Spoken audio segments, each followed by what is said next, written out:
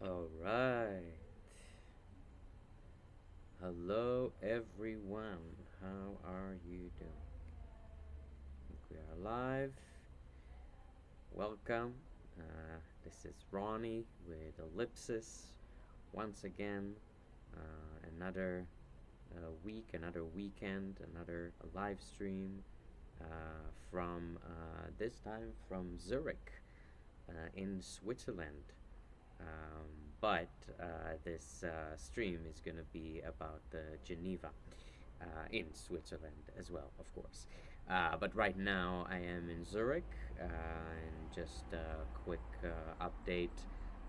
I arrived here. What was it? 2 days ago? Yeah, 2 days ago. And I'm only here for a few days. So I'm gonna leave tomorrow, and I'm gonna continue with my journey to Germany, actually, where maybe some very exciting things are going to happen in my journey. So stay tuned for that. But that's just another quick, just a quick update about my whereabouts and what I'm doing. But this live stream, as I said, is going to be dedicated to Geneva, Switzerland, which is where I spent basically the entirety of last week and last weekend as well. So I appreciate you joining me um, and watching this live stream that I'm airing on Twitch and YouTube and Facebook and Kick.com. And just a reminder, if you're here, if you're watching this live, you can use the chat function in either of these platforms, and you can write things to me. You can write me questions or anything you want me to answer, to talk about, or tell you more about, because everything that I'm doing basically in this stream is ad libbed. Like I didn't really, I don't have a script. I just, turned on the camera, and I have a list of a few things here that I want to talk about, and I'm going to show you some pictures, and I'm going to show you some videos. So there's a lot of that in this stream, and but please, if you're here, if you're watching, feel free to write me a message in the chat and stop me at any time. And if you're watching this on the rerun, then you can't do that. But thank you for watching anyway. And thank you for joining me with this project, which, as you know, is about a few things. It's about, well, first of all, cultural exploration, exchange, collaboration. If you're watching this and you still don't know who I am, my name is Ronnie. I'm a musician, writer, artist, performing artist in general. And what this channel is based around is traveling the world and collaborating with local artists and musicians wherever I go. So right now I am in Europe. As I said, I'm in Zurich, Switzerland. Um, I usually live in the United States, where I have this bus, Ellipsis, which is why this channel is called Ellipsis, and this project is called Ellipsis. And my idea is to bring performance art into the most remote areas and just experience, and bring these experience to you through my eyes, which I think is it's a perspective that might interest you. It might not, but if it doesn't, then you have no reason to watch this stream. But I think definitely my time in Geneva should be interesting, and I have a couple of things here that I wanted to talk about. And I'm going to start actually with Switzerland as a whole, because once again, the stream is going to be about Geneva. I do have some, obviously, I'm going to post some. Oh, by the way, I'm in this balcony of this very nice apartment that I got on Airbnb just for the weekend. So I hope you can see me well. I know that there's still a bit of light behind me that is sort of shining into the camera because the sun is slowly setting down, but it's actually getting darker. So I expect that by the time we get to the end of the stream, you're gonna see me pretty well. It does stay sunny here until late. Right now it's like 6 p.m. and the sun sort of like there's still light outside. So yeah. So as I said, this stream is gonna be about Geneva. Next week I'm probably gonna do a little bit of Zurich, even though I've only been here for like 2 days, so I don't have a whole lot to show. But I do have some stuff to talk about. I might also talk about Lucca, which is that town in Italy that I've been before, Geneva, which I didn't really talk about, but I did do a live stream from there, like a music live stream. If you didn't get to watch it, please go ahead and watch my reruns. If you're on YouTube, the reruns can be saved forever, basically, until YouTube ceases to exist, whenever that happens. But I want to talk about Switzerland in general. And so I have never been to Switzerland up until now. I've been to different countries of Europe a bunch of times, but this trip definitely has some new places for me. For example, Italy was also a new place. I've never been to Italy before, and I think I got to experience like a decent bit of it, like being in Rome and being in Florence and then in Lucca. So I got to experience a few different sides of it. And now, of course, Switzerland. Next week is going to be Germany, which I've already been in before, but it's still going to be awesome. I'm going to be in some places that I haven't been to before. And then there's a bunch of other countries down the way.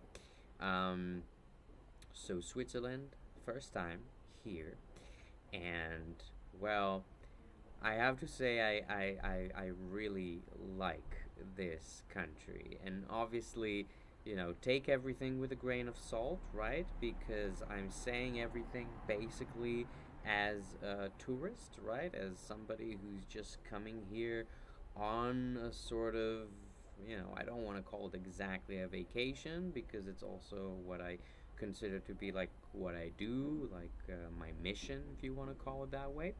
But my point is that I'm coming here only for a very short time, and I'm not actually living in here.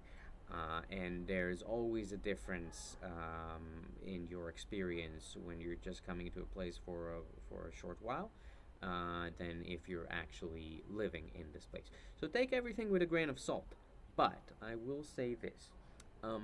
Switzerland, right?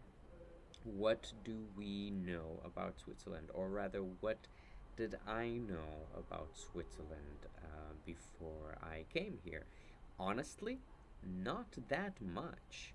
Like, I've known more things about other countries in Europe, like,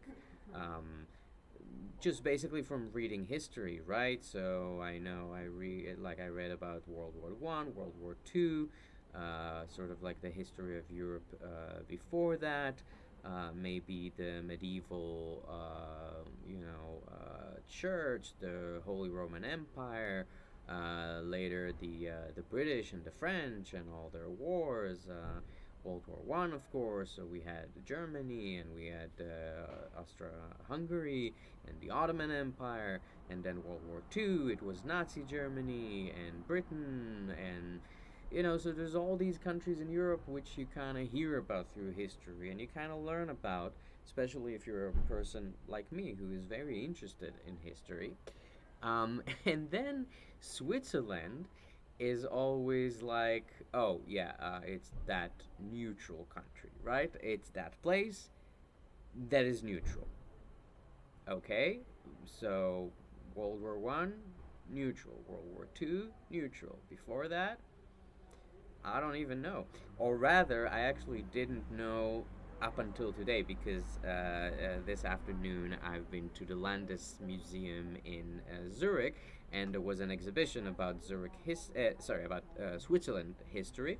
And I actually learned some very interesting things about the history of Switzerland. But but I'm gonna save it, as I said, for the next stream that we're gonna do. Obviously, it has a history just like any other place, and it's weird that kind of not a lot of people are aware of it. At least I wasn't aware of it, and maybe other people outside of Switzerland as well are not aware of it. So, what I was aware of Switzerland is that it's this neutral country, right? That has stayed neutral for probably, I want to say, the longest time from the countries that sort of still exist today in the same form.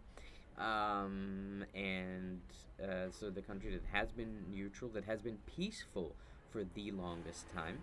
I actually so as you know, I like to use in these streams. Sometimes I like to use my co-host, ChatGPT, who's this wonderful co-host that I don't have to pay for. So maybe because my subject right now is peace, and I want to talk about this thing in Switzerland, which is how peaceful it has been for such a long time. I want to share my screen here, and we'll go ahead and ask ChatGPT here. Oh, wait. By the way, hold on. So, as you know, I also have, because ChatGPT, of course, is currently only a text based engine, so I do have a reader here to read it out loud for you, so you don't have to read the text off of the screen. So, yeah. So, let's share the screen and go to my co-host ChatGPT. How are you doing? Nice to see you. And we're gonna ask, tell me a little bit about Switzerland's neutrality and how long it had peace. See what it says.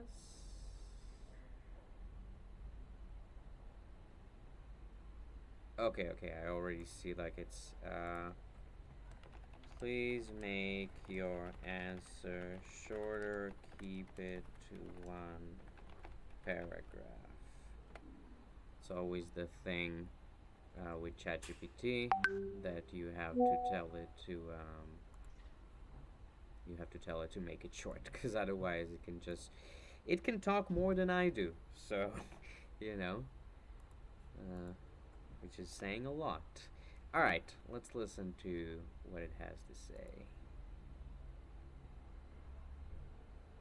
Switzerland's neutrality dates back to the Napoleonic Wars in the early 19th century. After Napoleon's fall in 1815, the Congress of Vienna formally recognized Switzerland's neutral status, ensuring it wouldn't participate in foreign conflicts. This policy, enshrined in the Swiss constitution in 1848, has been consistently upheld. As a result, Switzerland has enjoyed over 200 years of peace and hasn't been involved in any military conflict since 1815.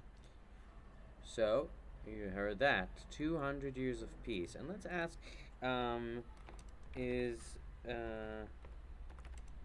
the Swiss peace the longest peace in recorded history? I'm genuinely interested to know. I think the answer is yes, but... Oh, okay. Interesting. Well, okay, alright. So, basically what it's saying here is that... Okay, so... Right. So, what I said before, and sort of what I... So, I'm not gonna even let the reader read it out loud, because I briefly read it, I can give you the summary of it, which is basically, yeah, I mean, there has been peace that has lasted longer.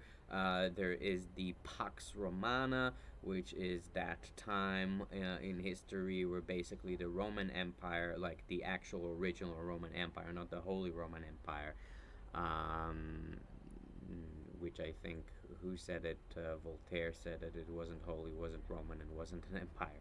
But never mind. So the Pax Romana, like basically when the ancient Romans basically took over everything, and then there was peace because they just controlled everyone for a long, long time. But that's a little further back in history, and I was referring more to like a modern kind of piece. So basically, I think Switzerland is the longest. It gave an example there also of Sweden, um, which has been at peace also since like 1814, and Switzerland was 1815. So maybe Sweden is technically a little longer, but point made. The point I'm trying to make here is that basically the Swiss peace is over 200 years old. So imagine that. That's like 8 generations of peace, of a peaceful state, of a peaceful country. Now, this is something that I've always wondered about.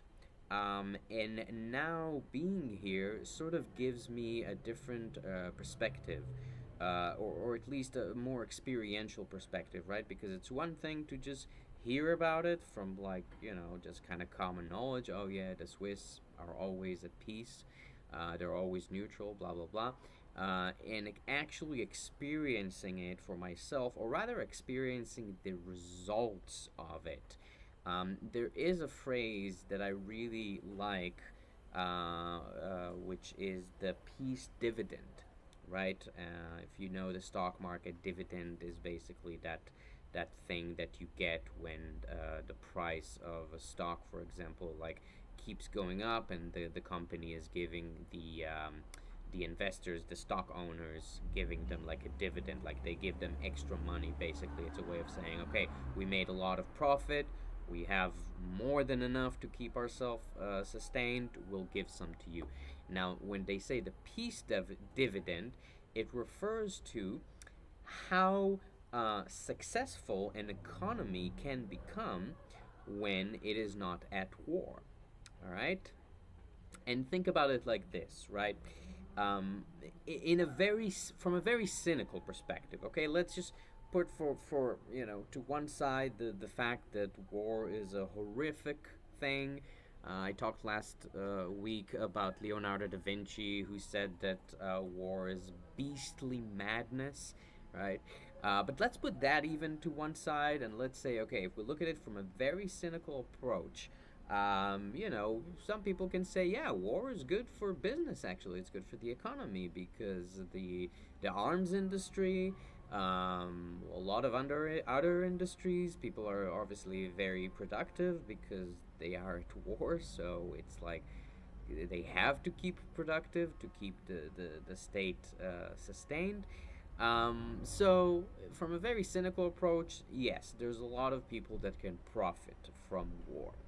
However, peace, I think, is there's more profit in peace. Okay, and I hope it's not a very controversial opinion for most of you that are listening here. But and being in Switzerland is kind of really experiencing it, because and it's I'm gonna try to describe it. Um, you might not even necessarily get what I'm talking about until you're actually here, because I think it's really something that is in the experience, like in the air. And this is only in the two places that I've been in, which is Geneva and then Zurich.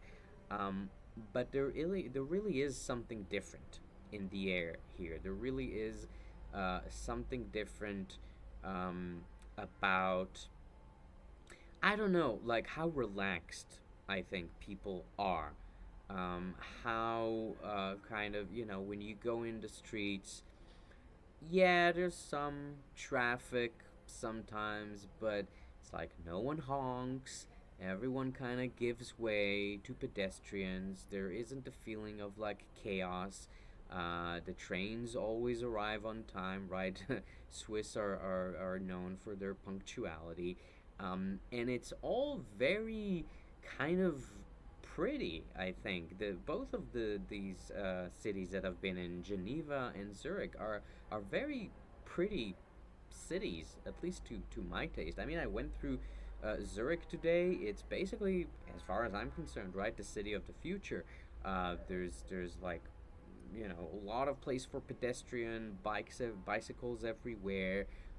There are public bathrooms everywhere, which is amazing. You don't necessarily find that in a lot of places around the world, including where I come from, unfortunately. Just the most basic thing, right? You're walking down the street, you're on a long day, you're a tourist, you're seeing a bunch of stuff, and here's a public bathroom that you can just use in the middle of the day. Um, and so there's a lot of things about here which kind of feel like um, how can I say it? Well, it just the first thought I kind of had was, wow, it's kind of a wonder what what decades of peace can do to a place. Because think about it, when people are not at war, they have much more time to concentrate on being productive for their own sake, right? And of course, there's no need to say, I mean, I hope I'm not, sorry about that. I hope I'm not, I hope this is not news for everyone, but the Swiss economy is very, very good, right? Obviously, they have like one of the most famous banking systems in the world, and they have a great economy. They have a great currency, right? The Swiss franc, which is up there, like it's up to par with both the dollar and the euro, which are the two strongest currencies in the world. Um, and it's actually funny because I in Geneva I was in an apartment with some other roommates, with some other flatmates who were Swiss, obviously. And I got to talking to some of them. By the way, just in case they're watching, Alex, Sabrina, and Enzo, it was a great time. It was great spending time with you. Thank you so much for your hospitality. Thank you so much for hosting me. So I had a talk with some of them. I had a talk with Alex one day, and I told him like. Uh, just asking, do you think that Switzerland is ever going to join the European Union? Right? Because it seems like it's completely surrounded by the European Union. Obviously, a lot of Europeans are traveling through Switzerland, into Switzerland, out of Switzerland. And also, the funny thing is, right, and this is the first time it happened to me in my life, um, when I took the train from Milan in Italy to Geneva, after we crossed the border, because I'm used to the fact that in Europe, when you cross borders, nothing happens, right? Because it's all like the European Union, and nothing happens. It's just, as I always say, borders are just imaginary lines that we make. It's our definition, and I wish all the borders in the world were like that, were like the borders of the European Union, where you just pass through and nothing happens, or borders between states in the United States, or as I said before, it's a smaller example, but the border between like the country of Italy and Vatican City, which is actually a different country inside Rome, but there's no border, there's no passport control. Well, so when I traveled from Milan to Geneva, there some guy came, like I was on the train, and some guy came and checked our passports. First time it ever happened to me that I had my passport checked on a train. And it's obvious, right? Maybe I should have expected it, but I just didn't, because I didn't, it was, yeah, it wasn't something that I was used to. Um, so, back to the conversation that I had with my roommate in Geneva. I asked him, well, do you think that Switzerland is ever going to join the European Union? And he basically told me, um, I don't think we need the European Union. That was his answer. Um, and I looked at him and I said, you know what? You might be right, and it might be true that actually maybe the European Union needs you more than you need the European Union, right? Uh, and I don't even know if that's true, right? I'm not even like this is just one man's opinion, obviously, on very large scale politics. But I think the European Union would definitely be happy to have a country like Switzerland with all its power and all its money and all its like very successful economy, um, as part of the Union. But then Swiss people don't actually need it. A lot of the countries that want to join the European Union are countries that are going to really benefit from the institutions of the European Union, from the economy of the European Union, um, and the Swiss just aren't. They have all that by themselves, so it's quite interesting. And once again, I'm going to go back to the previous subject, which I think this is all achieved with the peace dividend. And how do the Swiss keep the peace? Well, okay, by staying neutral. It's also a part of their history. It's also a part of just, I guess, just being lucky with where they're situated in the world. I mean, it didn't used to be this way, honestly, until I guess the end of the Cold War, maybe. But nowadays they're just surrounded by the European Union, which is all like one union. So obviously there are no wars between people in the union, and there is no reason for anyone to attack Switzerland. But also, I will say this, and this is something that also my the roommate Alex told me, which is a quote from I don't know exactly who, um, but probably some guy in Swiss history who said that if you want peace, you prepare for war. It's a very interesting sentence, and I think this is a big point that I wanted to get to about peace, which is mm, ever since the end of the Cold War, I think, and definitely, when I was growing up, this kind of idea of pacifism, right? This whole idea of people who want peace, who call themselves pacifists, was that they are weak, that they do not know how to fight, that they do not know how to, yeah, they just want peace, and they are just, they have a very like soft kind of mentality, right? That's kind of the stigma. It's actually, I believe, it's actually the other way around. I think true pacifism is about understanding that there are dangers in this world and that war, unfortunately, until we manage to get to a time in our human history where we can all, like, as a global society, like everyone, every single state, every single country, every single person, just say, okay, enough. We've had it.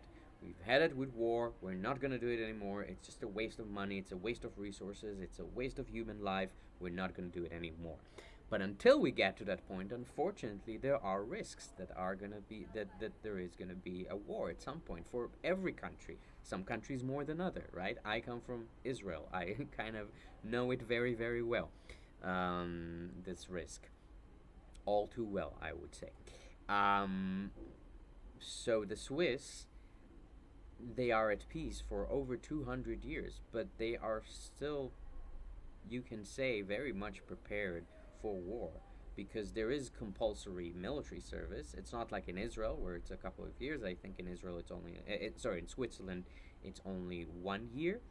And they also have, and this I've been told by a friend who's Swiss from Geneva. I'm probably going to talk about him a little later here in the stream.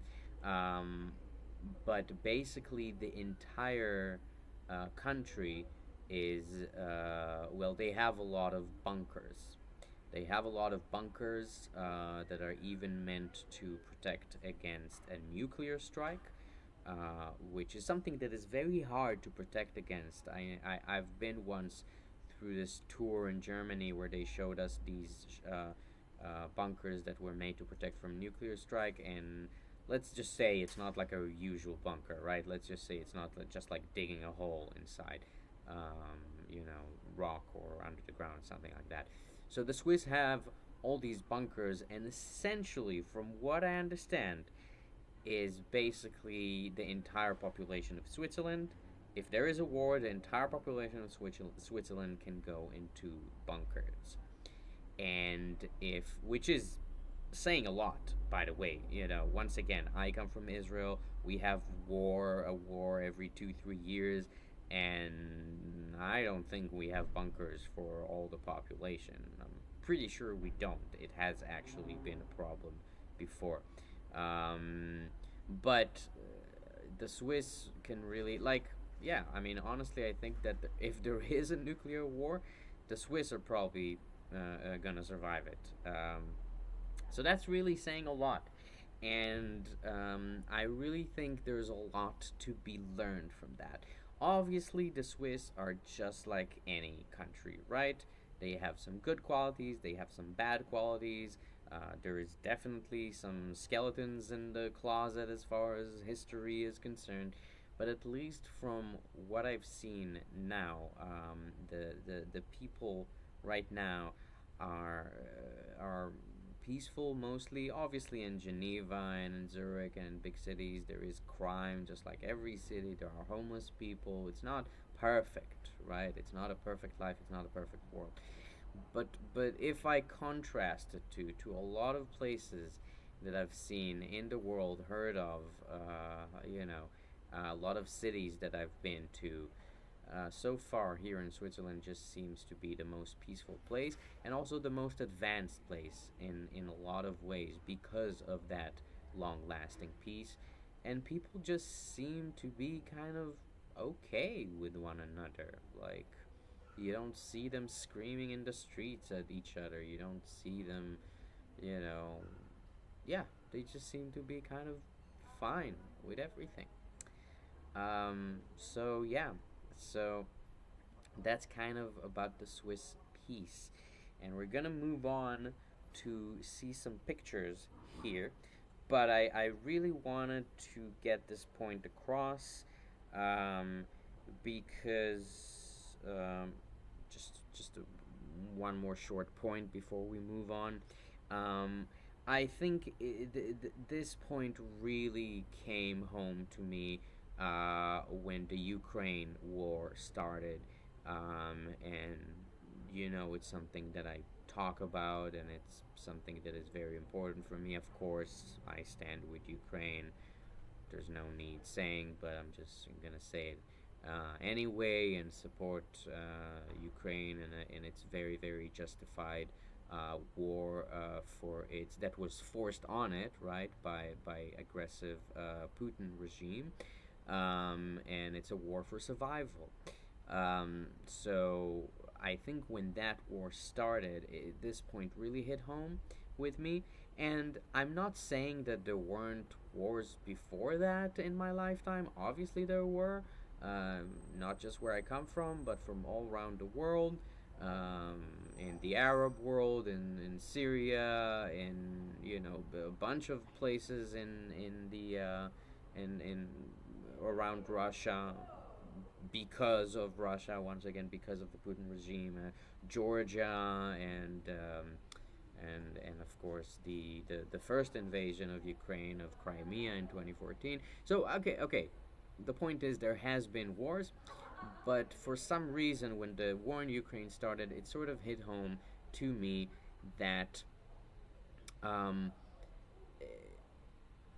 I've always wanted peace, right? It's just something that I think that's how I was raised up to see peace as a good thing. And I think most people kind of are, at least today, at least most of the people that I meet who have any sort of a modern kind of upbringing or education and are exposed to the internet and stuff, they do see peace as a good thing, but also as something that, maybe just some people don't have and are never going to have, or maybe that for some people it's inevitable and they were just like the Swiss have always been at peace. And I say no. The point that was pushed home to me is that peace is something that you have to fight for. You have to fight for peace, and you have to fight hard, and you have to fight smart, which is what I think the Swiss have done in their history, and they also had quite a bit of luck. Um, but it's something that is um, you need to fight for, and it's worth fighting for, because once again, look at the Swiss. Look at what 200 over 200 years of peace can do to a country. Make it advanced. Make people in the country happier. Booming economy, beautiful scenery. Everything works properly. And I think when you get down to it, nobody really wants to be at war. At least I don't want to be at war with anyone. And I think most people in the world today don't want to be at war. They just want to have their own life. They just want to have their own little corner where they can live their life without hurting other people, have the food, have the water, and have work, have some purpose in life, have some people that they love that they can spend time with, and that's it. There is no need. We're no longer at the age of like medieval kings and knights where you had to go and conquer some other land in order to gain some kind of, in order to have more peasants at your service or something like that. Basically, the individual people is what we want. I think peace, and when you have peace, and when you fight for peace, and when you have peace by preparing for war, you can reap the benefits, just like Switzerland. So this is okay. This is really the final point here. And now I'm gonna do some pictures from Geneva, which is this beautiful, beautiful city. I really fell in love with it. It really reminded me. I'm just rewinding, sorry, all the pictures here, and I'm going to show them to you. It really reminded me a little bit of my hometown, which is Tel Aviv, Israel. And Tel Aviv, Israel is on the beach of the Mediterranean, and it's a pretty small town, right? In at least in like maybe worldwide, maybe American terms, it's only about like 400,000 people. So actually, it's not a tiny town, right? But it's pretty like, okay, if you compare it to places like New York or Los Angeles or even like Phoenix in Arizona, where there's over 1 million people, which I was totally surprised to find out when I was there. Tel Aviv is a pretty small town, and it feels like a small town, or at least, I grew up there, so for me it's a small town where you can basically walk everywhere, almost everywhere, not completely everywhere, but if you're in the kind of the center areas of town, you can pretty much cover the whole place, but by walking, like, I would say maybe 40-45 minutes. So you can basically walk from side to side of the city in an hour or so, which is not a whole lot of time. And it's kind of small, and it's kind of like everyone knows each other. Not really, it's still a city, but you get the feeling of familiarity. You get to know everything pretty quick. And Geneva is a lot like that, so I'm gonna start showing you pictures now. So This is just from the train ride. I don't know. I always try to get these pictures. When you ride in a train, it's a lot of times it's way too fast to grab pictures, but I still try to because when you see these. Oh, by the way, I have to say these pictures. My apologies. I didn't even have time to edit them, so some of the coloring is doesn't look amazing. Usually, when I edit the pictures, I enhance the coloring and I make it a little more lively, I guess, because sometimes the weather and lighting conditions can really dampen an otherwise beautiful picture. So if you watch my Facebook, if you stay tuned to my Facebook and Instagram, I will publish some posts about Geneva, obviously, like I do on every place that I'm in. Right now, we're doing posts about Florence, but once I'm finished with Florence, I'll move to I'll continue to Geneva, and then you'll see probably by then I'll have edited photos which look better. But for now, this is completely unedited, so in a way you're getting a preview of everything, and you're getting sort of the raw experience of just like this all happened last week, but so much has happened since then that even for me, just watching it is remembering again. So, took the train from Milan, had all these beautiful mountains appear, and I knew that I was in Switzerland. And then I landed, rather stopped at the central station of Geneva, and I went out and straight ahead saw this very interesting. It's not a mural. It's like a lighting fixture thing that they had on a house there. I have not seen it when it's lighted up, but looks kind of cool. I think you'll agree. And then the very next picture is of the lake. Now, the lake is called, it's called Lake Liman. Or if you're in Geneva, sometimes I heard people refer to it just as Lake Geneva. Um, so Lake Lehman, Lake Geneva is actually quite a big lake that kind of spreads around a big swath of this area of Switzerland, which is the um, southern eastern part. And Geneva is actually right at the edge. So if you look at a map of Switzerland, it kind of has this kind of weird shape to it, but it's sort of like I don't know, like something like that. Like it has a weird shape to it, obviously for a lot of historical reasons, because it still is essentially a federation of different cantons. Um, but um, but if you go and then on this side, it's bordered by France, and actually on the, as I said, the southern east side, um, right at the edge, there is the city of Geneva. Like there's Lake Leman, and then right at the edge of it is the city of Geneva. And the city of Geneva is completely surrounded, almost. It's like almost a kind of a, not really a peninsula, but it's surrounded by France. It's surrounded by the country of France. And there's just like from one side it connects to the rest of Switzerland, which is Lake Leman, but on all other sides, it's surrounded by France, which is kind of cool. We're gonna get to it later in this stream. You're gonna see what I mean. So, this lake, right, which you can see. So, very first night, I just went down to see it, and it's gorgeous. I mean, I'm gonna keep talking about the lake for a while, so we can move on a little bit, so you can see how gorgeous it is. Um, and then the city of Geneva itself sort of also kind of like the edge of the lake. The city of Geneva sort of hugs the edge of the lake, so it's from both sides.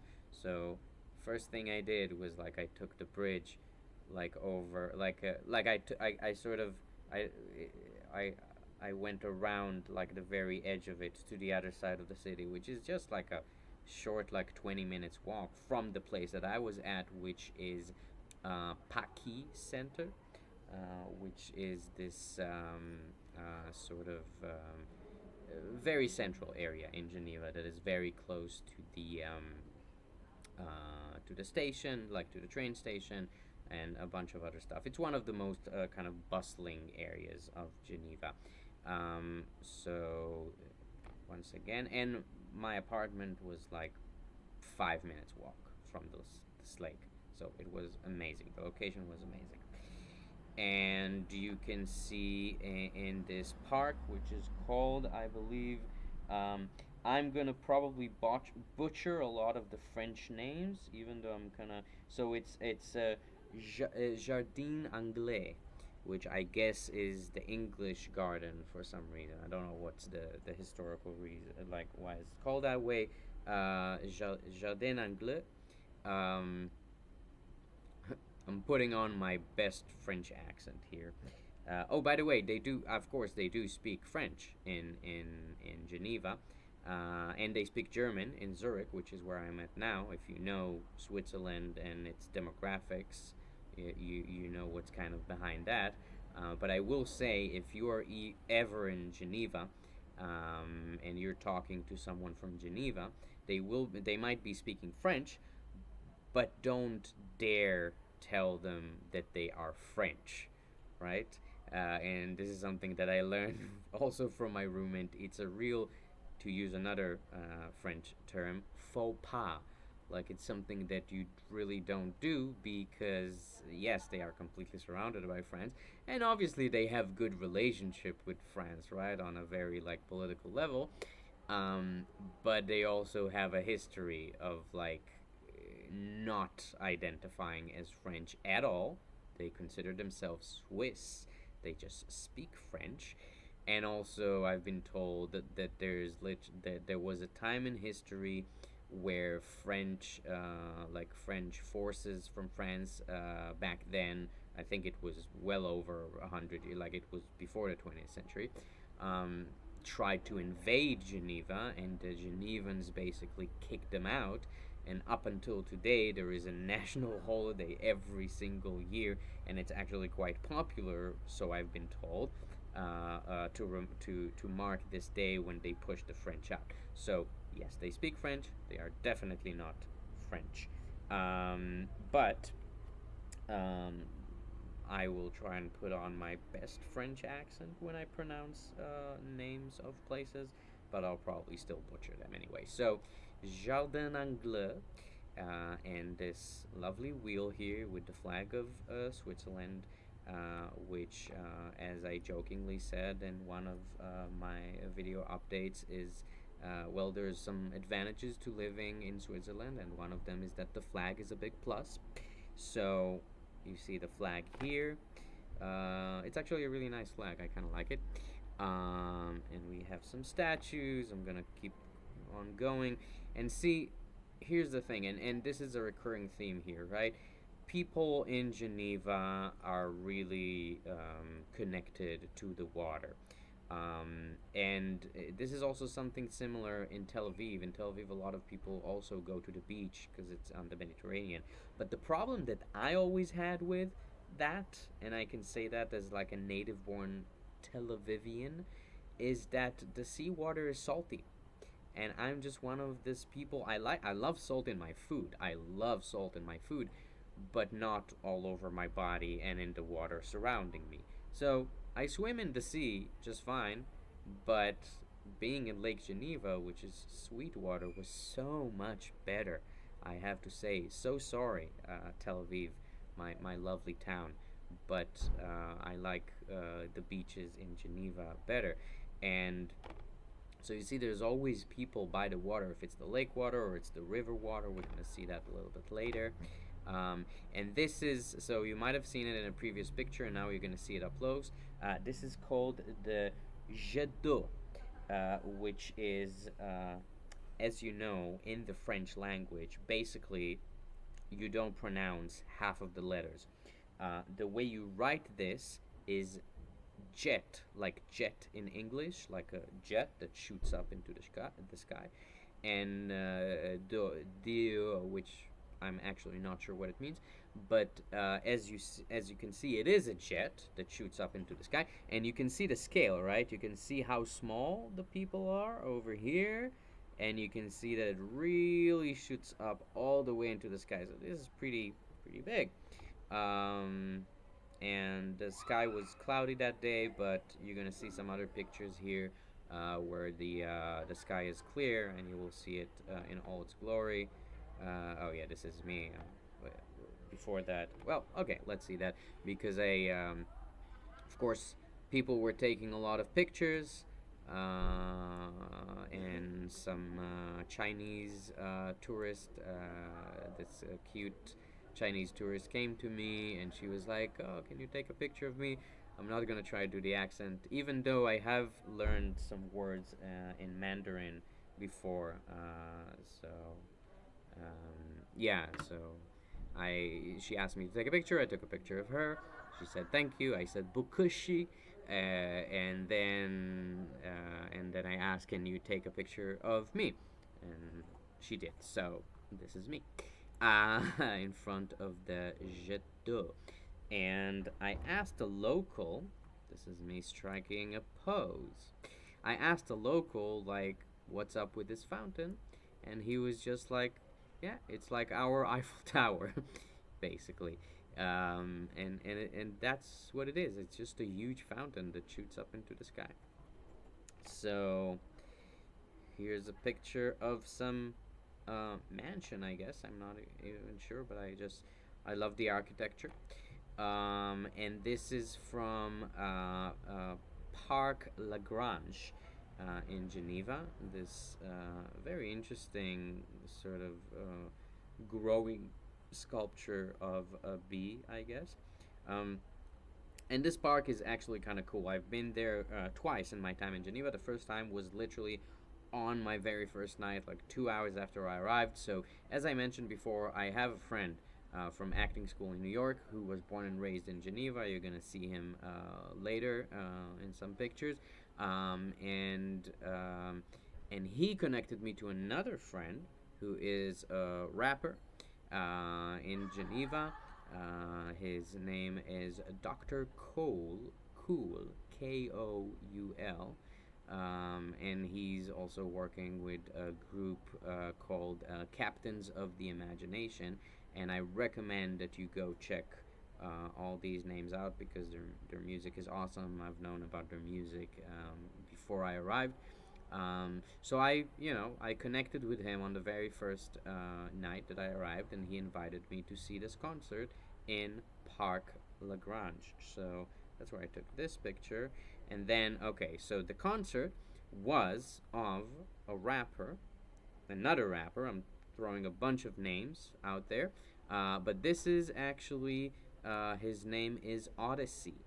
This is Oddisee, I believe. That's how you spell his name. And he's a rapper from Washington, D.C.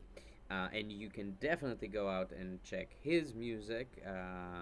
He's quite. Well, I got to meet him, and he called himself a medium level popularity artist. Which is very interesting. We had a very interesting talk about this whole idea of artists and our popularity and how we find our audiences and all that. Something that I'm also trying to do right now as an artist myself. So yeah, so we went to see his show, and after the show, because my friend Dr. Cool and his friends were connected to this rapper, they opened for him a show at some point or something like this. We went backstage after the show, and we got to hang out with this guy and the people in his band who were great, and it's always great to hang out with musicians. So do go out and check his stuff. I'm just gonna repeat the names of the people that I said, so you can go check all of them out. Doctor, like Dr. Doctor Cool, Koul, and then working with his group Captains of the Imagination, who have some awesome music on Spotify. Go check them out. It's rap, but it's also poetry, and it's really beautiful lyrics written, which I always love about rap, because I don't like the rap where it's just like tits and ass, basically. I like the rap that is real poetry. I think that's the original intention behind it. And of course, as I said, Odyssey, Oddisee. All right, moving on. This picture doesn't really matter. It's just a peach. Some more pictures of the lake. Yeah, sometimes I take pictures of fruit that look interesting. Uh, okay, see, this is what I'm talking about. Like, imagine. So this is, I think, the next morning, and imagine just waking up every morning and going to the lake and seeing this, and just this beautiful, beautiful place. Um, some park here, some sculptures. I mean, yeah, it's a really pretty place. It's a really gorgeous city.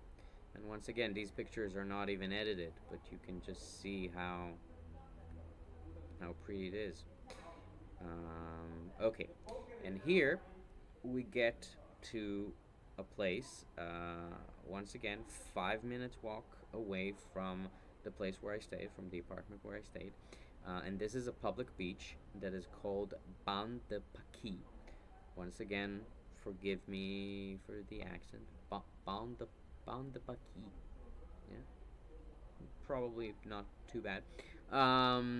And I think it literally translates to the baths, like the baths of Paki, which is that area.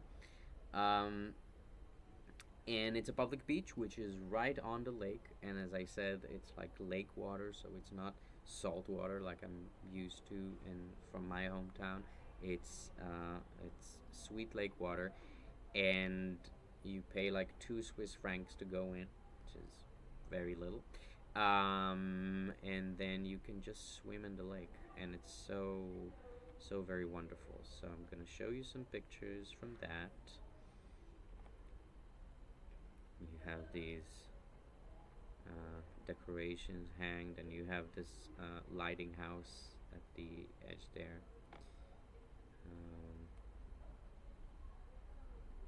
Yeah, and yeah, I mean, just look, this is like the view from the beach, from the and then there's just people who are jumping into the water, and there's even like it's like a swimming pool, but it's not like it's lake water that is coming inside, right? The swimming pool. It's not like pumped inside. It's the actual lake water.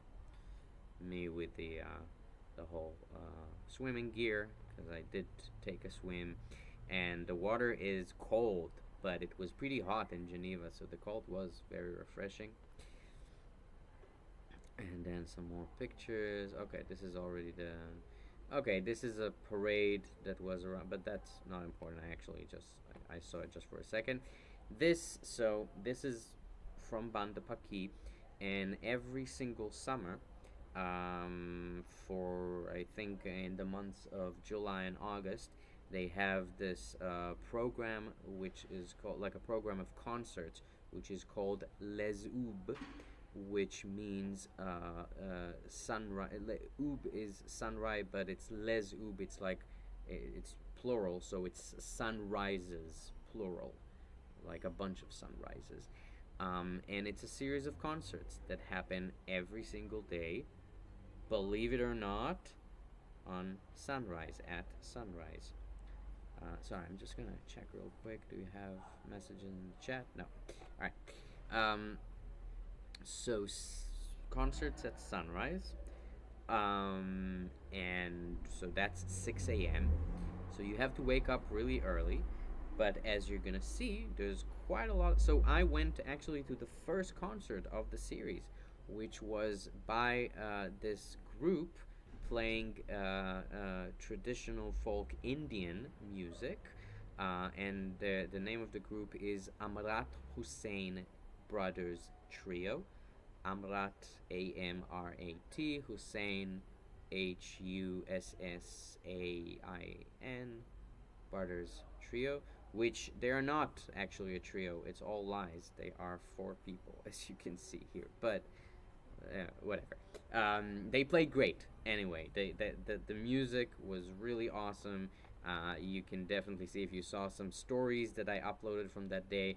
Also, if you go to my TikTok channel page, you can see this TikTok short that I filmed in that morning and during that concert.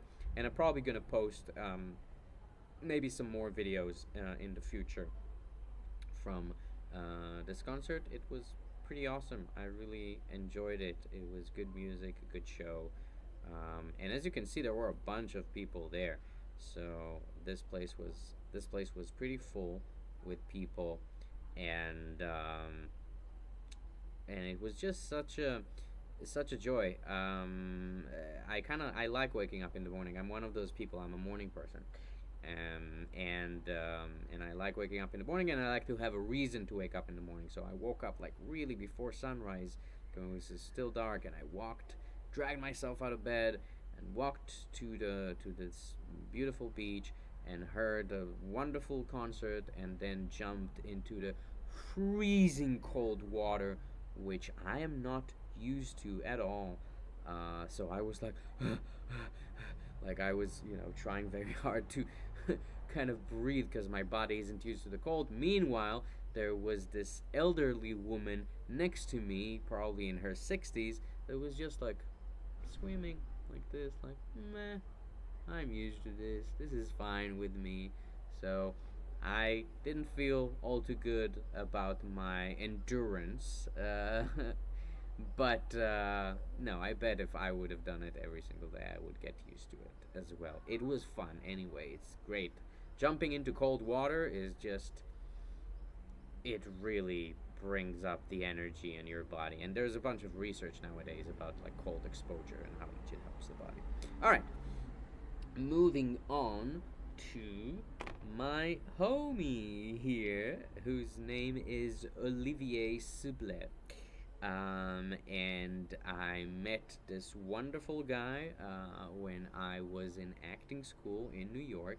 He was actually a year above me in that school, but he was a friend of another friend, and that's how we got connected together, and we sort of stayed in touch ever since.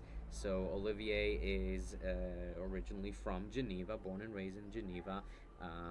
Awesome guy, really fun to hang out with, and we didn't get a chance actually to see each other since New York, since the time when we were in New York, which was probably, I want to say, the 2019 is maybe the last time that we actually got to see each other physically, like face to face. We had like video chat and phone conversations over the year, but physically, this was probably the first time since then. So it was quite exciting. You can see us. This is on the very that like the minute that we met. I was like, yeah, let's preserve the energy and take a selfie. And then for the next 10 hours that I spent with this guy, that went by so quickly. He just showed me all around his town of Geneva. So we're gonna get into that. So um, up until then, I've only been around the lake, and it was already like a few days after I arrived. But I had so much stuff to do, and being around the lake was interesting in and of itself, so I didn't venture out. Now with Olivier, because I felt like I was with local, I ventured out, and we went into there are two rivers that are coming into the lake, and he sort of took me to the place where the two rivers meet, which you're going to see. So yeah, we walk by the river and those bridges, and this is the place where there is a dam, and you can just see the water gushing out. And this is Olivier here, and one of his homies. We met a lot of Olivier's homies that day, and remember that word, because there's also something important I want to tell you about this, about the homies, which you might find interesting. So we met a bunch of his friends. You can say friends, right? A bunch of his friends that day. All awesome people. We saw this place where There were a bunch of kids that were just jumping into the river water. I don't know if you can see it, it's kind of pixelated here, but just people jumping into the river because that's what you do. And then we went to this little place to get something to eat, and Olivier and I got to share this thing which it's called a karak, and it's so good. Um, Look, one other thing that you probably know about Swiss people, other than the fact that they have long lasting peace and that they are very punctual, is that they make very good chocolate. And let me tell you, it's true. The stereotype is real. This was very good, this karak. And then we went to the skate park. So, the skate park, okay? What the hell am I doing in a skate park, right? I have Wow. I probably have never been to a skate park. Like, I don't know. I probably have seen some people skate in some places, maybe even in. I don't think skating is even that big in my hometown, like in Tel Aviv. But anyway, I've never been to like a skate park, at least not like this. Oh, wait, come to think of it, there was one skate park in my hometown that I have been to once or twice, but never mind. Um, why am I in this skate park? Because my dear friend, my dear homie Olivier is a wonderful, talented actor. And now he's a wonderful, talented director as well because he has made a film which is not released yet. So I'm giving you like the pre whatever. And the film is going to be called The Homies, and it is all centered around the skate park, which Olivier himself spent a lot of time in as he was growing up, as he was a teenager. And this is sort of where a bunch of teenagers come to hang out and ride their bikes and ride their skateboards, which is kind of, skater culture. I guess in many other places around the world. I was never a part of that culture, so it's not like I really know. I just heard about it from other people. And he wrote the movie about that, and it's a movie with several storylines that of different people and like the sort of locals of Geneva that sort of come together in some ways and are influenced by each other in some ways. And I'm not going to say too much about it. I definitely will. I do want to have Olivier as a guest in one of my streams, in one of my future streams where I'm going to interview him and talk about the movie. And the reason why I also want to talk about the movie, and the reason why I'm telling you also about it, is because I am now in the process of creating the music track for this movie. Because Olivier is a good friend of mine, and when I heard that when I heard that he is making a film, like period, my first thought was, how can I get on this project? And I heard about it for a while, and he was telling me how they're shooting it and and then he told me that they want to get some music, but it didn't really work out with the stuff that he planned. And I was like, all right, why haven't you talked to me about this yet? He was like, okay, you know what? Good idea. Let's talk about it now. And we did. And now I'm making the soundtrack for this movie, which is quite interesting. It's actually the first time that I'm making a soundtrack for a full-length feature film. It's an hour and a half. I made a soundtrack before to this short silent film that was about 10 minutes. I made soundtracks for a bunch of like video art works. That's a little different. But I've never made for a full film. It's a very interesting process. It's very challenging. I also have to work with like hip-hop music production, which is also something I didn't do a lot of before. My history is mostly as a classical / jazz pianist and musician. But yeah, so this is so this is one of the actually this is one of the reasons that I came to Geneva, because I said, okay, I'm writing music for this movie that is based in Geneva. Might as well actually go there and experience the city for myself. And Olivier now lives in the UK. He's doing wonderful there. He's part of some great, very successful shows. One of them is Train Spotting, show based, of course, on the famous movie. But it's a really good show. I saw it in New York, and then it goes every year to the Edinburgh Fringe Festival, and it tours around the place. It's a very good show, and he's there doing some great work with it. But he came back to Geneva just for a few days from the UK to Geneva. So I said, okay, if you're here, let's meet, let's hang out, and we did. So this is about the skate park, and this is about the homies coming to theaters near you pretty soon. Hopefully, once that guy is gonna be done with writing the music for it, and then continuing with our walk. So we met some more friends of his.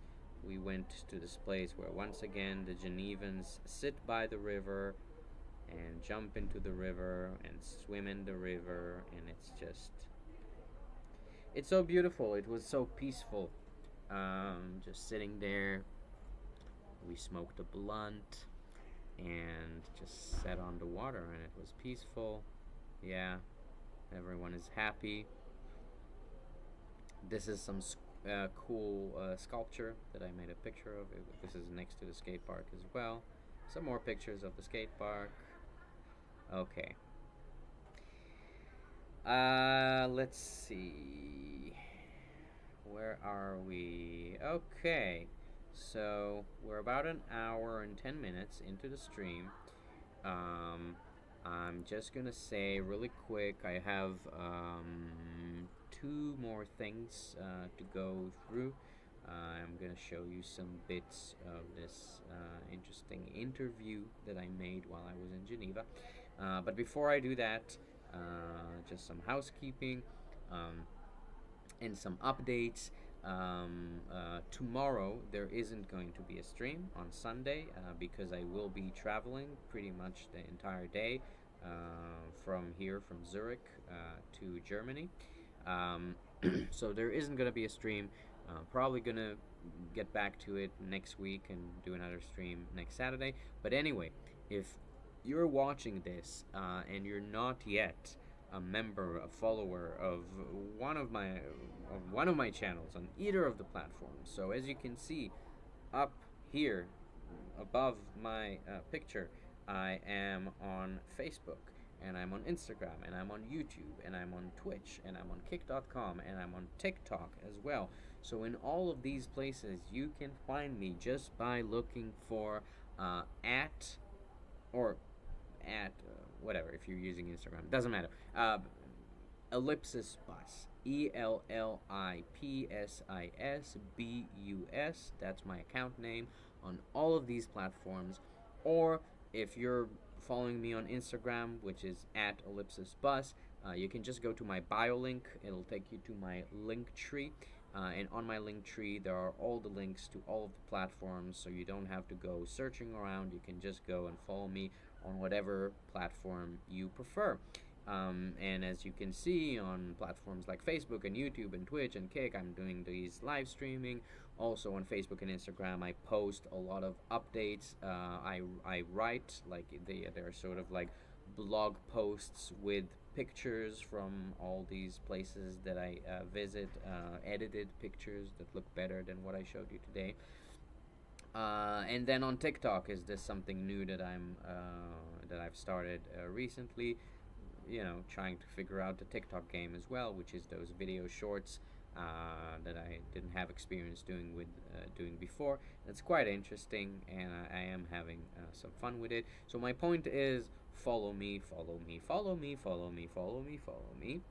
because I'm trying to grow this channel. Share it, tell your friends about it. I'm really trying to, the best I can, to bring you my experience of traveling around and visiting some very cool places and experiencing the local scene and the local culture, and hopefully also the local music, which is something I tried to do. I did it a week ago, sorry, 2 weeks ago, in the town of Lucca in Italy. Um, and I've also done it. I mean, when I was back home in Israel, I also did it with my piano. Obviously, when I go back to the U.S., to my school bus, Ellipsis, which is why this is called Ellipsis and Ellipsis bus and everything, I'm gonna be in my school bus with my piano, and my vision is to really bring music and culture, cultural exchange and influence to anyone and everyone. This is sort of a mission. I talked plenty today about this idea of peace, and I think that, well, there's a lot of ways to get to it, but at least my sort of contribution is to try and bring people together by focusing on art and music, which I consider to be the universal language, and reminding people just how similar we are, right? There's much more things in common to all human beings on this planet. Doesn't matter what society you come from, doesn't matter what language you speak. There's much more, we have much more in common than we have, differences and things separating us. And we seem to focus a lot on the things that are separating us, which is unfortunate, and that's why we have things like war and people dying completely unnecessarily. Um, and as I said, waste of resources, waste of human life, and all that. But I do believe that if we really fight for it, and if we can be a little bit smart, like the Swiss, right? We can achieve this vision of a global society, that is free of war, of conflict between nations. And then maybe we'll still have to deal with like things like crime and stuff like that, but that's also, you know, one challenge at a time. And at least, yeah, I think we're also making some advances in that, at least in a lot of like modern democratic countries around the world. So yeah, and that's actually a great segue for the next subject, which is gonna be the second to last one. And I'm gonna go back to my pictures here. So I took this day to walk. By the way, the city of Geneva is very walkable. As I said, it's pretty small, and you can sort of walk anywhere. There's also great public transportation, of course, and one's very punctual, like the Swiss are. But I like walking, so I walked to this place. Some more views of the lake, of course. Some sculptures, and it's called Parc Parc Mont Repos. Parc Mont Repos. Probably butchering it. Mont Repos. Um, and it's a beautiful place. So I'm gonna just show you some pictures from it. It's also on the lake.